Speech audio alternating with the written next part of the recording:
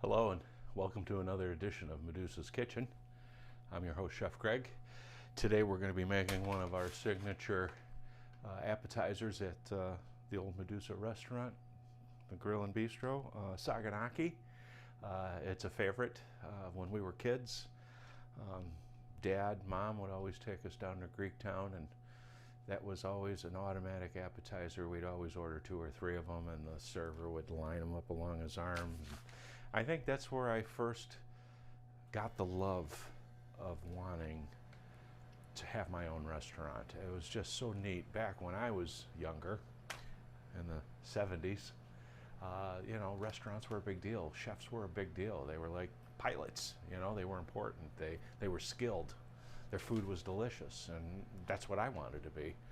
And I wanted to have a restaurant like the one that I used to go to when I was a kid that was flaming cheese and opa and a fun restaurant and Greek music, and it was just going out to eat was a happy time. So today we're going to make Saganaki. Should take us less than 12 minutes to do from scratch. My mom brought me a nice piece of cheese from Chicago, which is Kasseri, straight from the motherland. And you can use American-made Kasseri cheese if it's unavailable in the store. If you're not at a specialty store, you can use Asiago, but use the medium Asiago. The aged Asiago is just a little bit too dry and crumbly. It really isn't something that you want to use for this particular dish. Asiago is delicious cheese. Like that older one would be great shaved on top of a bruschetta, but you want a semi-hard cheese. Fontina on the edge. If you did, the cheese would have to be really cold, and you would have to cook it a little bit differently, and I wouldn't risk it. I think Asiago is your best substitute for Kasseri. It's got basically the same flavor profile. For a while there, we were using Asiago at the restaurant because the Kasseri cheese that I was getting from Greece was just too salty at one point. Sometimes it just goes in waves like that. It's not like Coca-Cola and they have the same recipe all the time. It's always changing, always different. So at any rate, we got a nice piece of Kasseri. I'm going to turn my pan. I have a non-stick fry pan here, and I'm going to get that heating up while I'm working on my cheese. Provolone would work for this, but Asiago would be your best bet. So, this is a nice piece of Kasseri cheese here, and I'm cutting it a 1/2 inch thick. We need to have some girth to the cheese so we can build a really nice crust on it. So, with a big piece of cheese like this, I seesaw and I take my time. And I've got 4 pieces here. This cheese also, the Kasseri cheese, is great for grating and putting on top of a mac and cheese, or cutting in cubes and serving with olives and having with a bottle of wine or cocktails or something. So it's a great eating cheese. We're going to need some all-purpose flour for this. It doesn't have to be all-purpose flour because we're using such a little amount of flour. It really doesn't matter. So if you don't have all-purpose, you can use self-rising, you could use high gluten, whatever. It's a really easy process. It's just the flour and eggs. But you need to put this crust on the cheese to give it that nice crunchy outside. Something for the lemon and the brandy to soak into. Also, your cheese needs to be very cold when you do this. When your cheese is warm, the outer crust tends not to stick. So you want to work with this cheese. You can cut it ahead of time, but you want to fry it last minute. So I'm going to get this heat turned up to high now that I've got my cheese cut. So it's a flour, egg, flour breading. And when you flour it, you want to make sure that you tap off all that excess, and you want to make sure you get all the edges covered. It goes into the egg.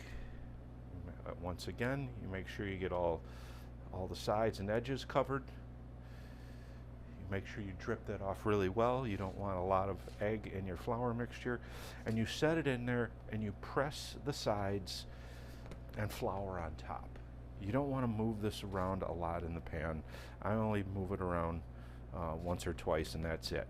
And what I'm doing is I'm pressing the flour in, so I'm creating a crust.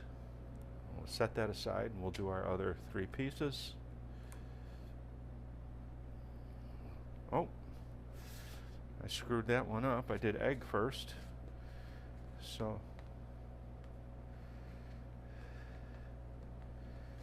as you can see, that worked pretty good, but it may not stick as well. So we'll set that on one side of the saute pan so you can see the difference between flour, egg flour, or just egg flour. So again, like I said, on that first coating of flour, you want to make sure it's clean. Because if you have any chunks of flour on there, it's going to prevent the egg from sticking, which is going to prevent you from building a crust on this cheese. This cheese, I don't know where it was invented. I'm not a gastronomic library. I have a lot of knowledge. I've been around the block a few times, but as far as I understand it, this cheese was, the Saganaki dish was created in Chicago on Halsted Avenue in Greektown. They started doing it in the 70s from what I understand. It's a great tableside appetizer. Cheese is a very popular appetizer in any form. It's basically the Greek fried mozzarella stick, if you want to call it that. So we'll get this out of the way. I'm going to wash my hand off right away. Oh, my kids told me to mention that every time I stick my hands in the sink, what I had in the sink was a soapy towel with bleach. Basically, what we had at the restaurant. You know, sanitation laws in the restaurants is, you know, a kitchen is supposed to have buckets of hand sanitizer and so forth. Now I can see my pan is smoking. I know that I always like to warm my pans up before I add the oil, so then I know where I'm at. We're going to be pan frying this cheese, so we want a good 1/4 inch of oil.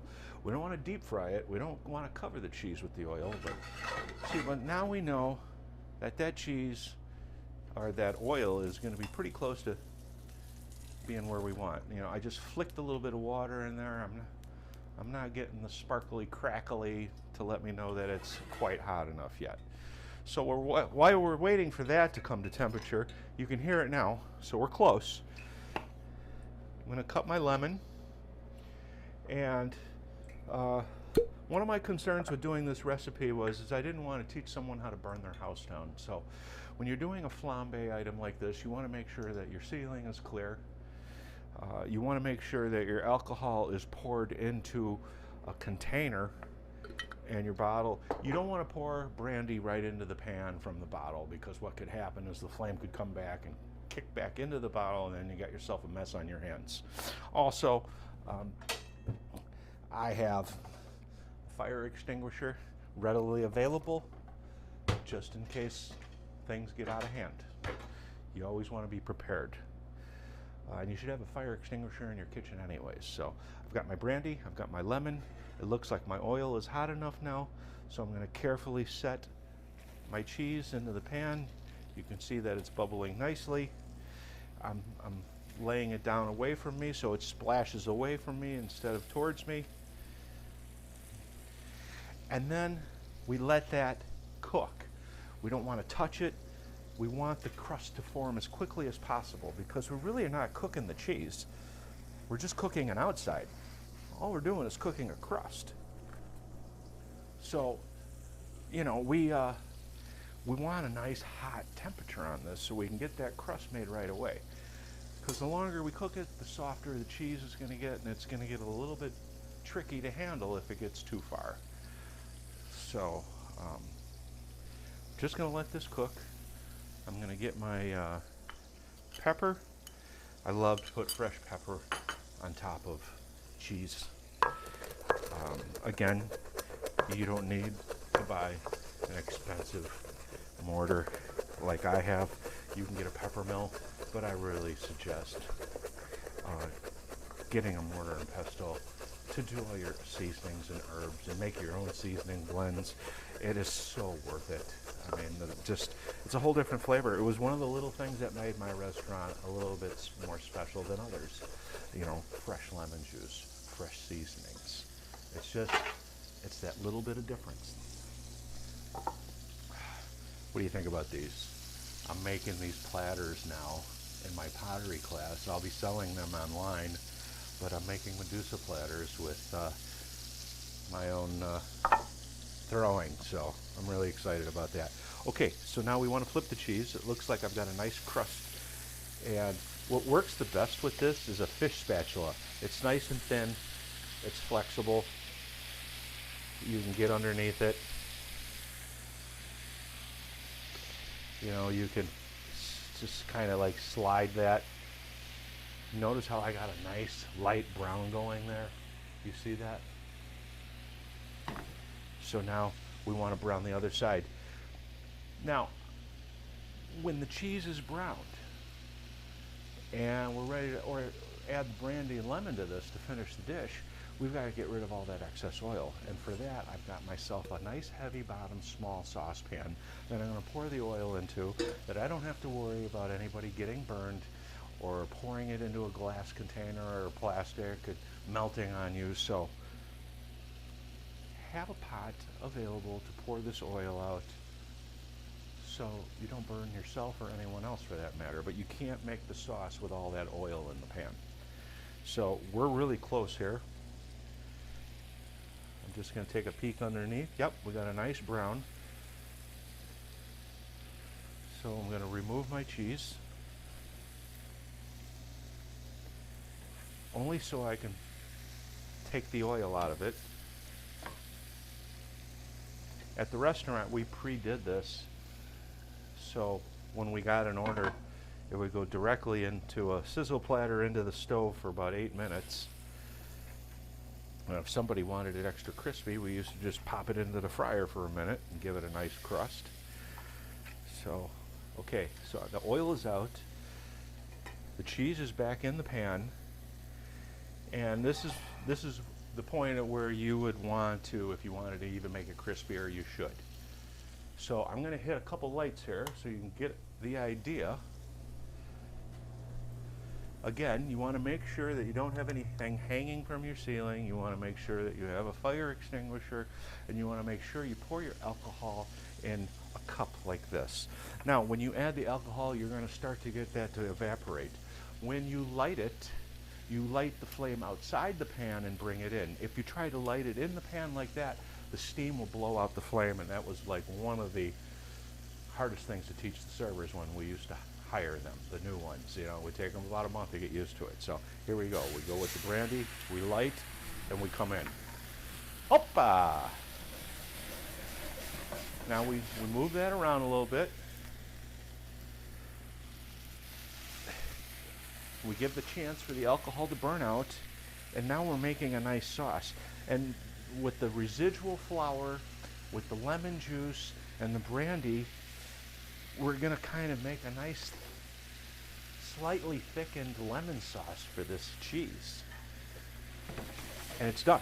It's, you know, there's no reduction or anything that needs to be done after this. So pull the cheese out, or if you want, if you're at home and this is for your family, you can leave it in this pan if you want.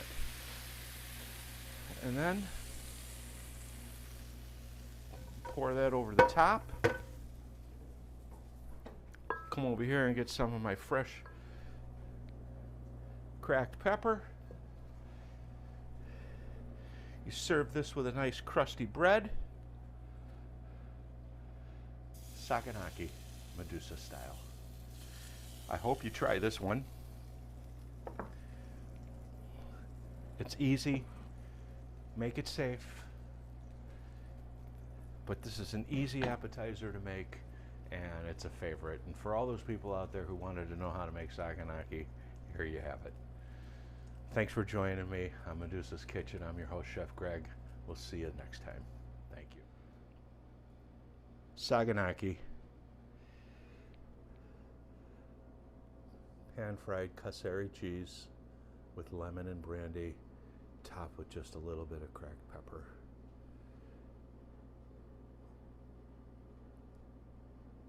hope you try this recipe. And coming soon will be our new website, medusakitchen.com, where we will give recipes for all the shows that I do on YouTube. And we'll have a store to buy Medusa memorabilia, and a quick link to the YouTube channel is there as well. Thank you so much, and we'll see you next time.